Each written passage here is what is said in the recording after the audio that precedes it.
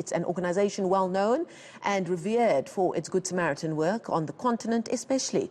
Now the Gift of the Givers is lending a helping hand in the Ukraine as well. But just what does it take to give meaningful assistance remotely? We take an in-depth look at the work being done through their volunteers stationed in Ukraine, guided and supported by this organization with a heart of gold. Tanya Nefdt reports. It's been weeks of ongoing attacks on Ukraine, and the impact continues to have devastating effects on its people. But a glimmer of hope as South Africa's largest disaster response foundation, Gift of the Givers, steps in to provide aid to the humanitarian crisis. We've been following the pictures and we found there's a South African connection.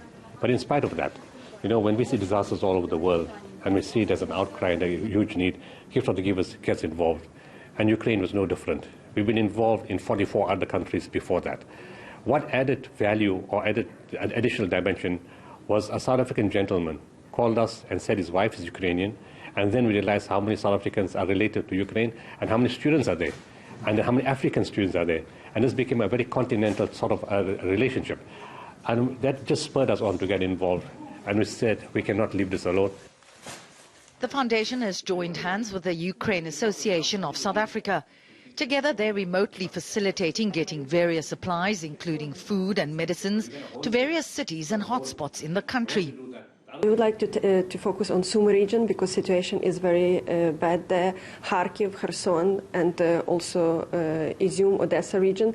But also, for example, one of our member of association, she's in the west part of Ukraine where it's relatively safe, but they are receiving a lot of refugee orphans. And that's a higher need. They need food, they need clothing, they need everything because the place where they stayed was destroyed. I think we just dedicate 24 hours a day to this topic, and we know that people on the ground are doing the same. There are so many volunteers. Our life is different in the last 21 days, so we just focus on this crisis all the time. De Villiers Venter, whose wife is Ukrainian, went to visit family over the festive season, unaware that a crippling war was looming. She's volunteered to stay on and head up the humanitarian operation. When she left Kiev, we were relieved that she could get out after the situation that they found themselves in.